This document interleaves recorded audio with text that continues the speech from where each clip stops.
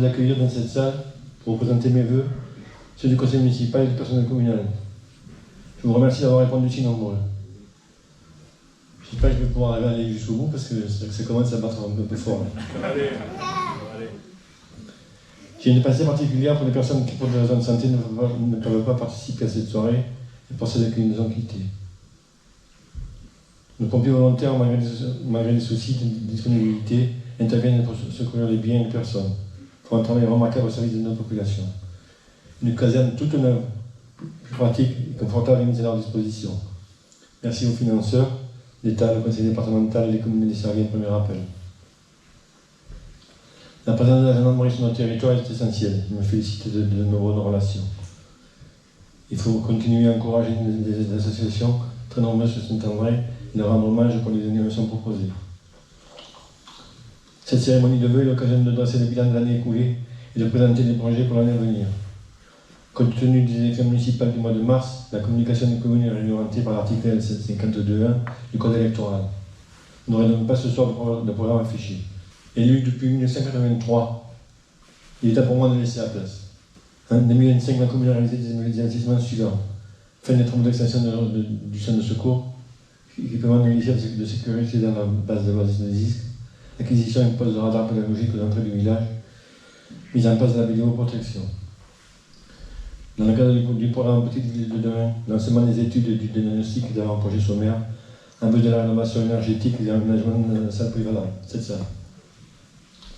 Et réhabilitation d'anciens de la retraite en maison de santé et lancement des études préopérationnelles. Au niveau intercommunal, il faut se féliciter du travail réalisé par les différents services de la communauté communale Provence-Verdon. Je vous rappelle que c'est à Saint-André que les élus ont décidé de construire les futurs locaux du siège de la CCAPV. Les travaux sont bientôt terminés. Je remercie généralement les administrations, la sous-préfecture, les services de l'État, la DIR, le département, l'ONF, l'OFB, la Poste, la DMR, le CIAL, le CMS, pour le service, les écoles, le collège et aussi la gendarmerie, le PSIG et les pompiers. Je salue le travail accompli par le personnel communal, qui font preuve de conscience professionnelle, de disponibilité et de compétences dans leurs tâches respectives. Je souhaite rendre hommage à l'équipe municipale. Tout d'abord aux adjoints. Pascal, mon premier adjoint, qui me remplace très souvent. Je le remercie, il est au devant de l'affiche. Oui, Pascal. Merci Pascal. Je crois savoir que lui aussi va prendre la retraite. Je peux l'annoncer. Oui. Il y a mon épouse dans la salle. Il y en a une dans la salle aussi, vous l'entendez également, on l'a entendu. Donc j'ai été remercier des adjoints et également aux conseillers municipaux pour leur engagement au service de la commune. Nous avons œuvré sans relâche pour l'intérêt général et pour préserver notre cadre de vie. Pour cela, il faut être disponible et laisser peut-être trop souvent une fête familiale. Je remercie nos conjointes et nos conjoints pour leur patience et leur compréhension. Je me souhaite en mon nom, celui du conseil municipal et du personnel communal, une bonne et heureuse année 2026. Que 2026 soit meilleur que 2025. Enfin, pour terminer, un grand merci à Maurice Logier, qui m'a succédé dans les 4 fonctions de président de la CCAPV. Il ne souhaite pas se représenter à la mairie de Saint-Benoît, donc il aura à la retraite. Bonne retraite, Maurice. Mes remerciements s'adressent également à Olivier Dussetois. Son professionnalisme, sa rigueur, son investissement au profit de notre territoire sont très appréciés.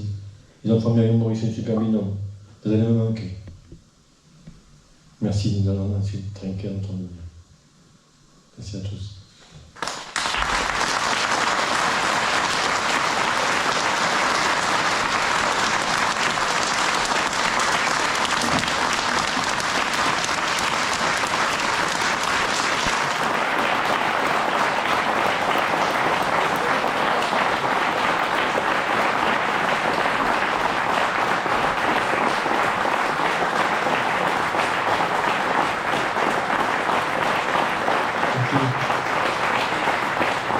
La personne commence à redescendre.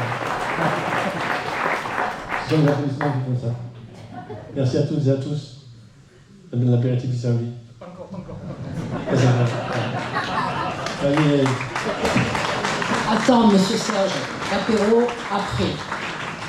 T'inquiète. On a mis le champagne au frais. Bon, ça va. Je vais demander à Olivier de monter sur la scène, s'il te plaît.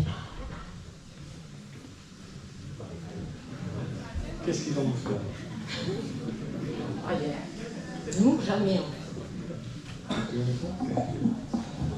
Je ne sais pas pourquoi on m'appelle sur scène, ce n'était pas du tout prévu.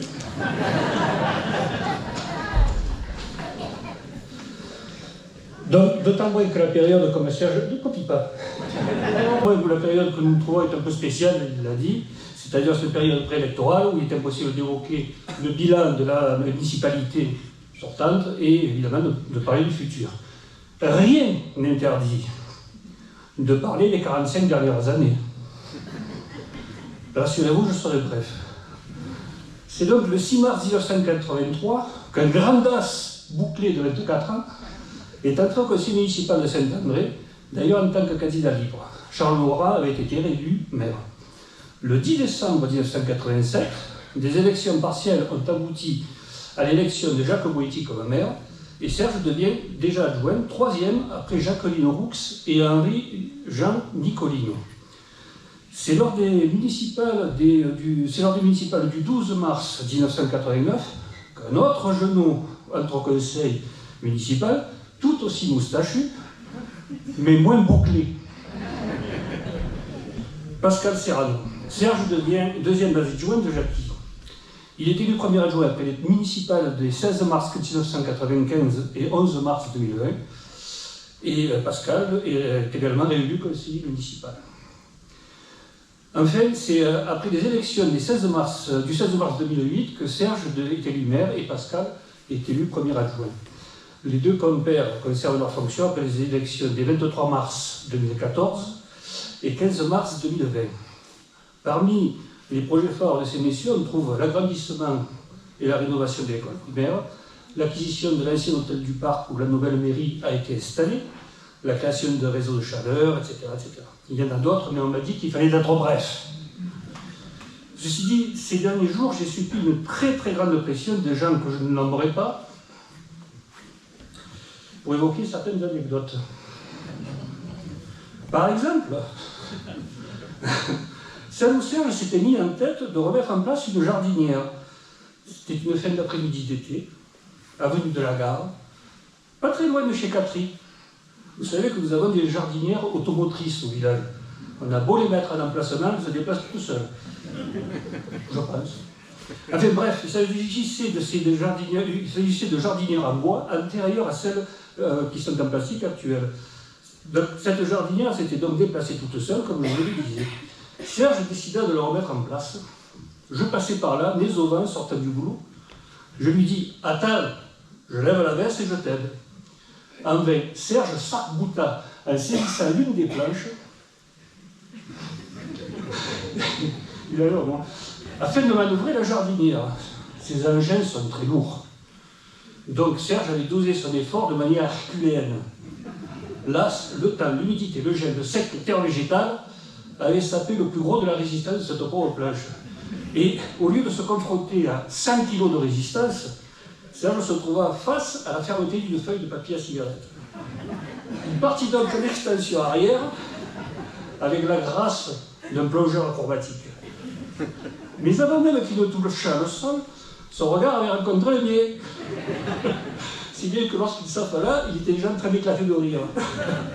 Cela se produisit bien entendu devant une foule innombrable, et par un phénomène que je n'explique pas toujours, car je n'y fus pour rien, je vous assure.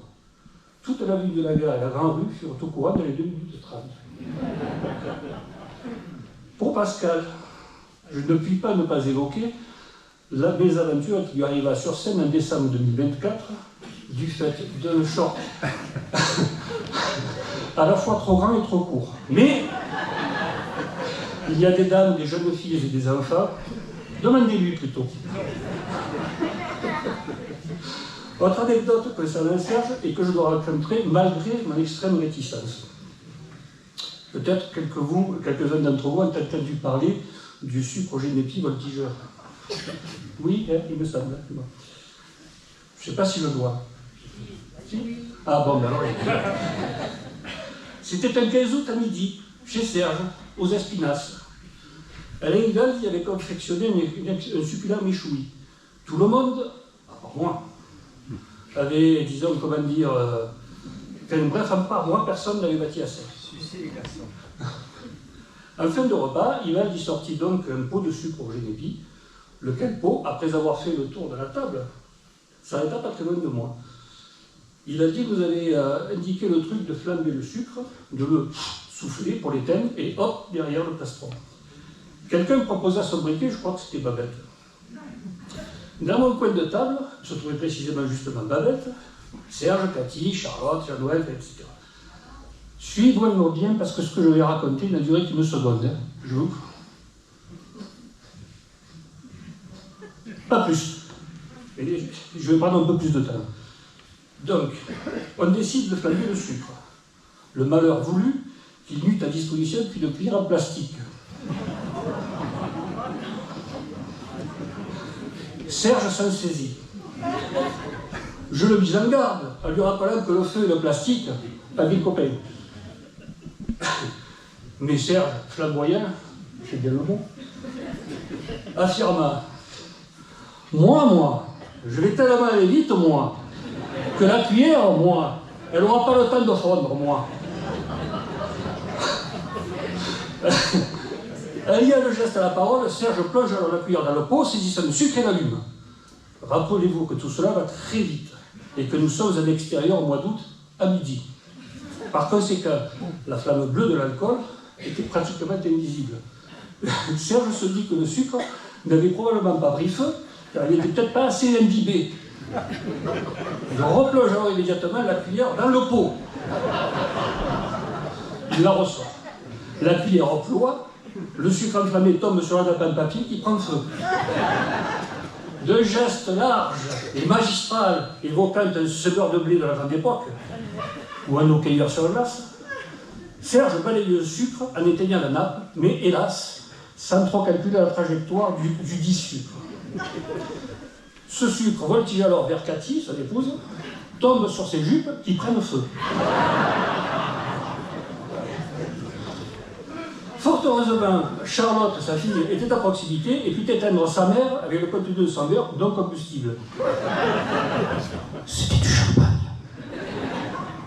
Nous autres, on avait suivi des yeux les évolutions aériennes de ce sucre. Pas Babette. Elle était subjuguée par le pot dont le génépi avait pris feu. Alors, je ne sais pas si vous vous rappelez Tintin au Tibet, quand le capitaine Haddock essaye de prévenir Tintin que le Yeti arrive. Babette. Bref, après m'avoir désespérément tapé sur les cordes, elle sortit de sa sidération, referma le pot d'un geste sec et efficace. Ouf! Un soir, j'entre au salon de Pascal. La représentante d'une de grande maison de cosmétiques venait de lui laisser quelques produits de démonstration. Je mentionne au passage que la dite représentante était, paraît-il, fort attrayante. Mais jamais, Pascal, jamais, ne nous informa à l'avance de son passage. Je suis persuadé que, pour des raisons purement professionnelles, Michel, que pour des raisons purement professionnelles, il ne désirait personne d'autre, fort Babette, dans le salon. Bref, cette représentante avait donné à Pascal du gel à cheveux, dont le présentoir était fort original. Le support du pot était en effet terminé par une ventouse. Ce qui fait que ce dispositif permettait de fixer le gel sur n'importe quelle surface plane, à portée de main, par exemple, le miroir qui se trouve en face de la chaise. Gwendoline, qui était petite et qui sortait de l'école, venait retrouver sa maman et lui demanda ce que c'était que ce truc. Avec la bonne grâce qui est la sienne, Pascal le lui expliqua et, joignant le geste à la parole, colla le dispositif sur la première surface plane qu'il trouva à sa disposition, son scalp. Ainsi chapeauté, il continua aisément et négligemment la coupe de cheveux qu'il avait en cours. À l'issue, il voulut décoller la dite ventouse. Il la décolla sans facilité. Et là, stupeur. L'aspiration de la ventouse avait laissé une trace brune d'île-de-vin, parfaitement ronde et bien centrée, grosse comme une pièce de 5 francs, et correspondant à la superficie exacte où la circulation du sang avait été bloquée. Pascal garda cette estampille pendant plusieurs jours. Et là encore, par le même phénomène inexplicable, toute la grande fuite au courant très peu de temps après. Je pense que la fuite est venue de Nicolas Giraud. Enfin bref, et tout le monde a essayé de me forcer à évoquer une mésaventure concernant Serge, bien sûr, se situant à un 1er janvier. Mais la charité chrétienne, que tout le monde s'accorde à me reconnaître, m'interdit d'en dire davantage. D'autant plus que je n'ai pas été témoin direct. Mais n'hésitez pas, c'est un impératif, à questionner Pascal Prato, Sébastien Prato, Charlotte, quand vous la verrez, même Annie. Je pense qu'elle se fera un plaisir de résumer l'affaire dite du saumon de l'as. J'en ai fini, mais avant de quitter cette estrade, et vu que tu vas devoir transmettre l'écharpe un jour à ton successeur, nous nous sommes débrouillés pour t'en procurer une, qui pourra d'ailleurs être utile à cette saison.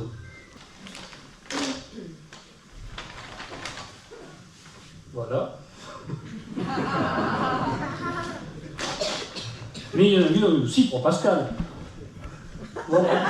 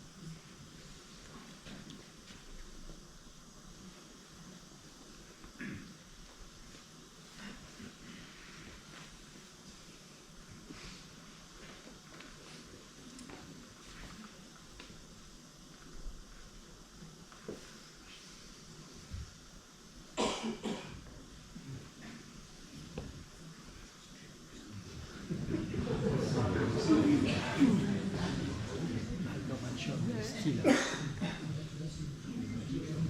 La meilleure, c'est la dernière.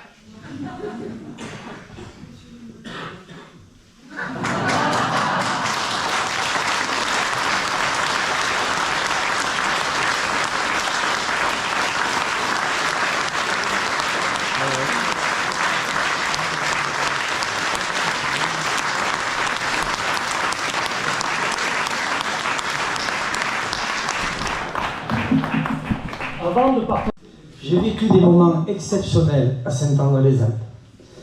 Avec l'équipe de foot, avec le vélo, avec les truites de l'Issol. Parce qu'il ne faut pas oublier, parce que là, il n'y a pas de saumon, hein, dans l'Issol. Mais des moments encore merveilleux avec Jeannot, le papa, qui nous préparait sur du pain et des tranches extraordinaires, avec la tapenade, avec l'anchois. Ces anchoyades étaient merveilleuses.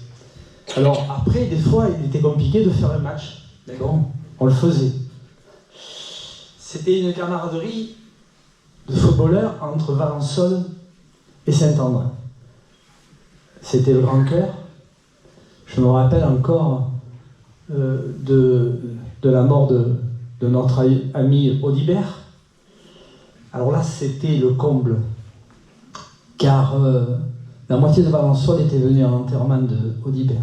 Et les liens, c'était encore un peu plus enracinés. Alibert, excusez-moi. Alibert, j'ai dit Audibert. Donc on a enterré pas loin à Mauriès. Je me rappelle de tout.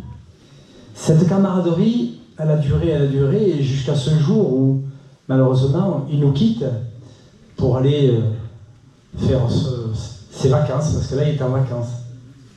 Il a mené une vie entre l'école, où il était professeur à Saint-André, ainsi que la mairie, la CCAPV au début, puisque c'est M. Maurice Logier qui l'a remplacé, de tous les instants, de tous les... C'était sa vie. Ces activités-là, elles étaient très très importantes. Et pour ce faire, pour le remercier, parce que je le connais bien, je sais tout ce qu'il a fait, je vais lui décerner la médaille d'or de l'Assemblée nationale.